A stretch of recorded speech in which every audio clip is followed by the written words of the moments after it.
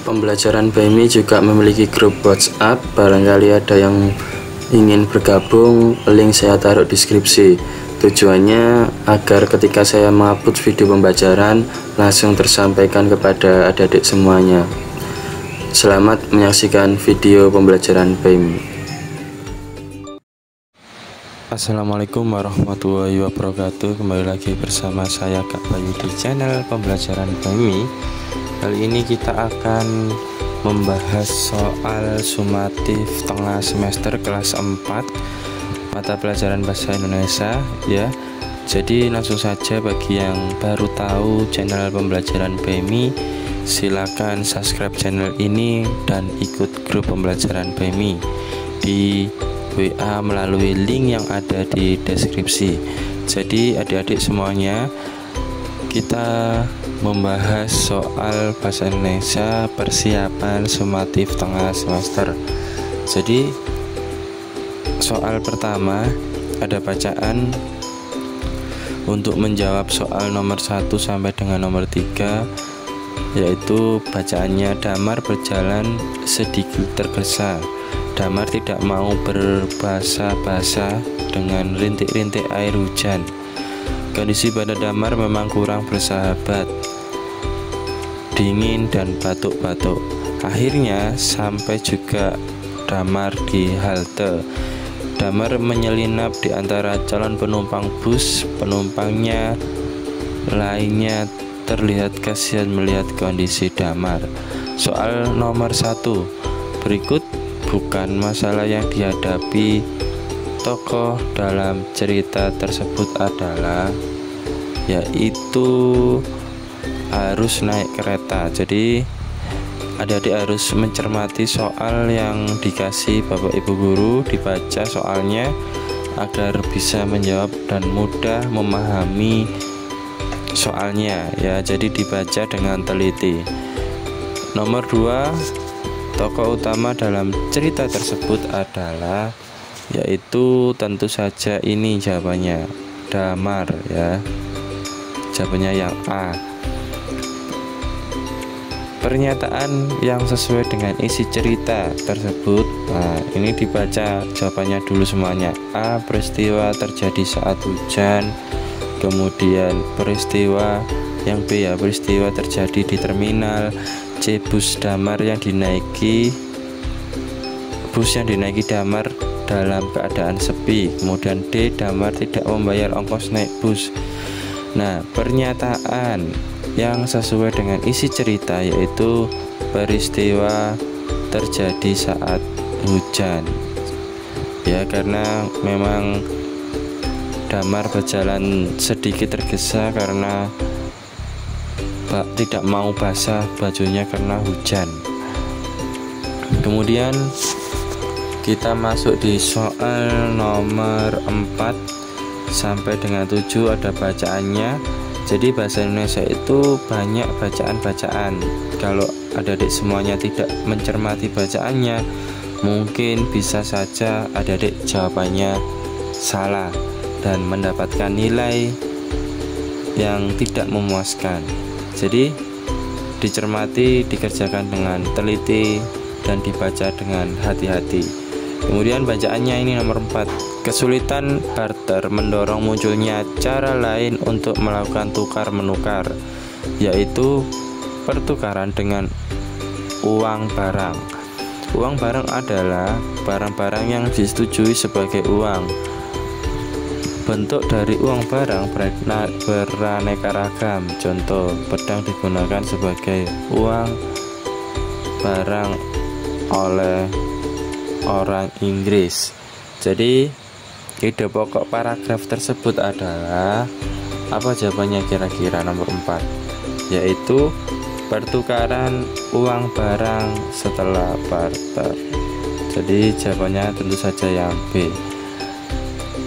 Nomor 5, informasi yang terdapat dalam teks di atas, yaitu apa informasinya? Informasinya ini, pedang digunakan sebagai uang barang oleh orang Inggris. Jadi jawabannya yang D.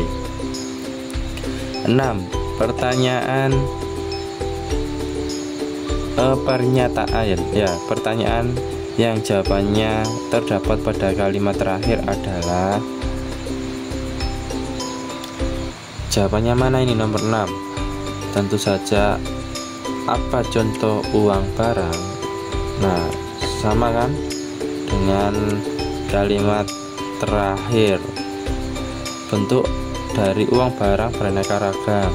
Contohnya, pedang digunakan sebagai uang barang oleh orang Inggris.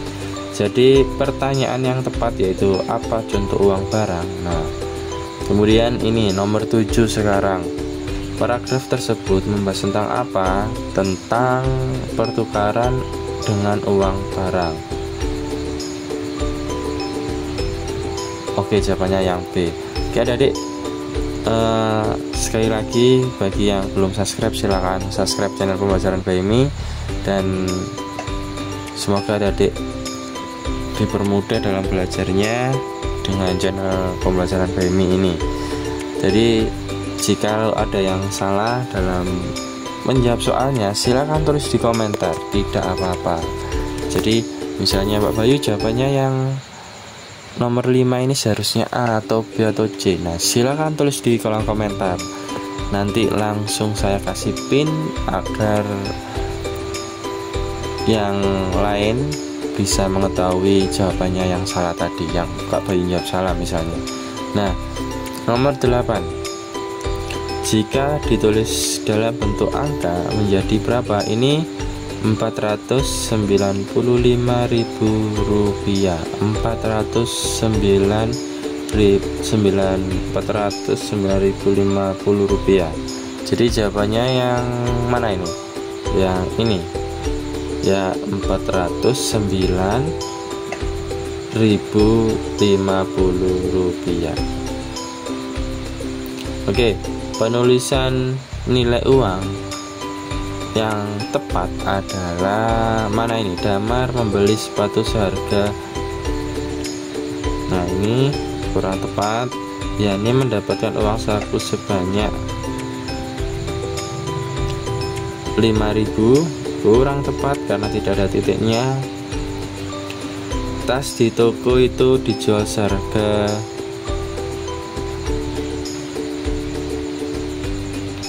berapa ini? 285.800 rupiah. Ini Dina mendapatkan uang kembali sebanyak 2.000. Jawabannya yang tepat yaitu yang C. Kemudian nomor 10, 1.507.501 rupiah. Nah, jika ditulis dalam bentuk angka menjadi berapa? Menjadi ini ya, 1.507.501 rupiah. Jadi jawabannya yang tepat yang ini ya. Oke, nomor 11, jika air sudah mendidih, masukkan adonan yang sudah dibentuk bulat-bulat kecil.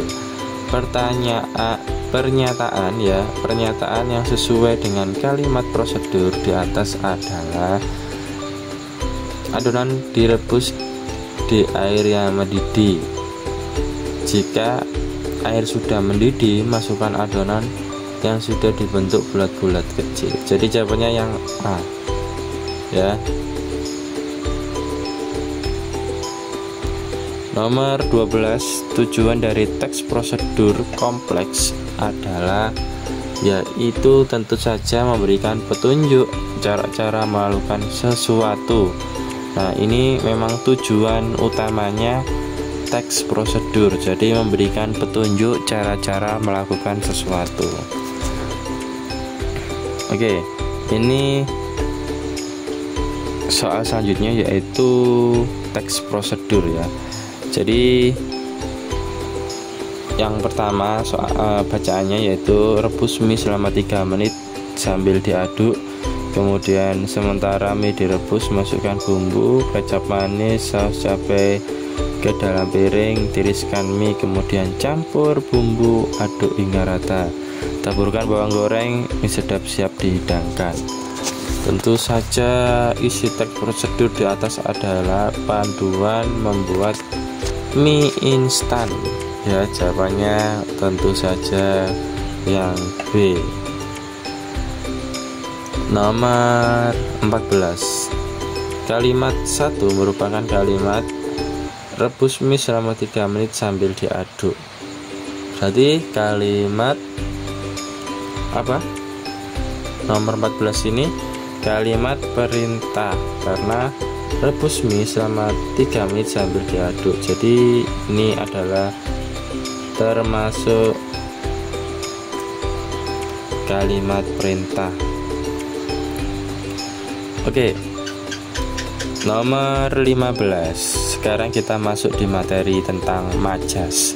Yang sudah saya sampaikan di video-video sebelumnya ada tentang majas. Silakan simak videonya bagi yang belum belajar, karena bisa mempermudah dalam menjawab soal-soal tentang majas.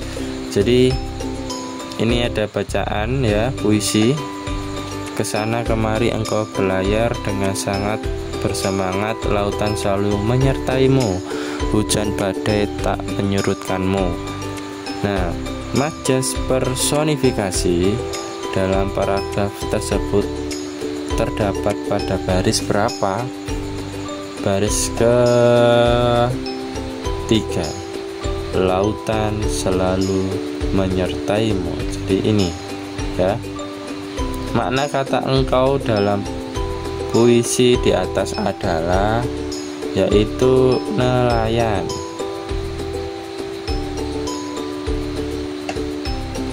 Puisi tersebut bercerita tentang apa? Tentang pekerjaan nelayan. 18. Bunga-bunga mawar, melati, dan matahari sangat disukainya. Perbaikan yang tepat agar menjadi kalimat efektif. Jadi kalimat efektif itu gini, menghilangkan kata bunga-bunga ya.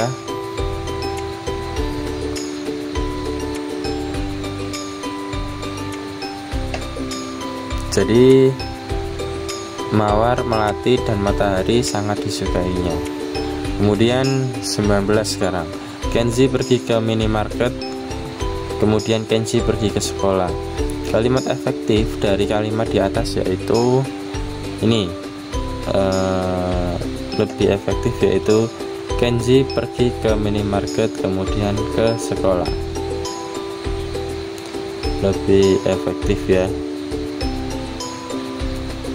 Yang C, karena yang pertama ini yang A, Kenji pergi ke minimarket kemudian pergi ke sekolah. Yang B, Kenji pergi ke minimarket kemudian Kenji pergi kemana nggak tahu kan. Dia pergi ke minimarket kemudian Kenji pergi ke sekolah. Dia ini siapa? Nah, yang paling tepat menurut Kak Bayu yaitu yang C. Kenji pergi ke minimarket ya, kemudian ke sekolah. 20. Berikut yang merupakan kalimat efektif. Kalimat efektif yaitu ini kalau menurut saya, kalau menurut Kak Bayu ya. Jadi siswa kelas 4 senang memelihara hewan dan tumbuhan. Nah, jawabannya yang D. Oke, itu saja yang dapat saya sampaikan. Jika adik-adik ingin mengetahui jawaban tentang ini apa yang B dan C, apakah saya lanjut membuat videonya, silahkan tulis di komentar. Kita membahas tentang ABC dulu atau pilihan ganda dulu. Jika adik pengen lanjut dibahas sekalian Kak yang B dan C, silahkan tulis di komentar, saya akan buatkan videonya. Terima kasih, itu saja videonya dari saya. Pembelajaran kita hari ini tentang bahasa Indonesia kelas 4. Semoga nilainya bagus dan membantu adik-adik dalam belajar. Oke, sekian dan terima kasih. Assalamualaikum warahmatullahi wabarakatuh.